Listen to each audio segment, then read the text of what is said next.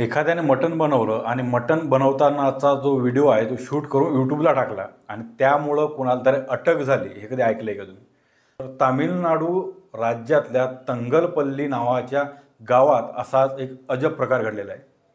प्रणय कुमार असं त्या व्यक्तीचं नाव आहे आणि त्या व्यक्तीने हा असा अजब प्रकार केला आणि त्याच्यामुळे त्याला कदाचित 7 वर्षांची शिक्षा होऊ शकते.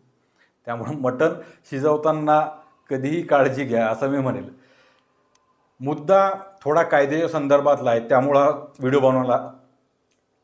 खरं तर ते मटण कुठल्या साध्या पक्ष्याचं किंवा प्राण्याचं नव्हतं, तर ते मटण होतं मोराचं.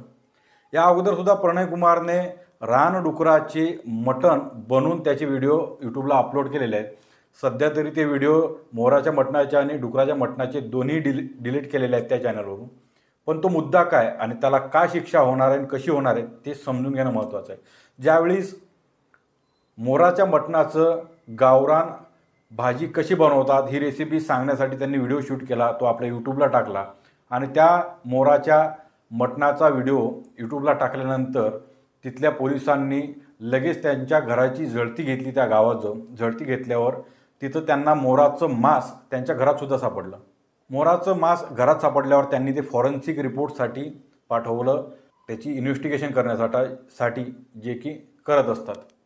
त्यानंतर त्यांना हे समजण्यात आलं की हे मोराचंच मांस आहे. त्यानंतर प्रणय कुमारला अटक करण्यात आली आणि प्रणय कुमारला अटक कशामुळे झाली ते सुद्धा समजून घेणं तेवढंच महत्त्वाचं आहे.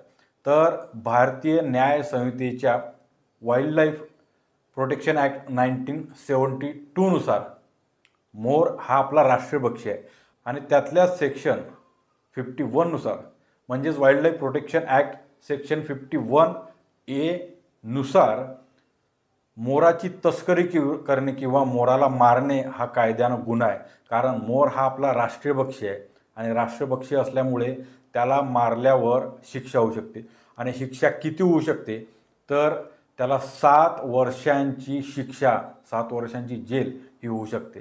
त्यामुळे मित्रांनो, राष्ट्रीय पक्षी, राष्ट्रीय प्राणी आणि जंगली प्राण्यांपासून होईल तेवढं दूर राहा. मटण शिजवण्याच्या नादात 7-8 वर्षांची जेल होऊ शकते, हे लक्षात ठेवा.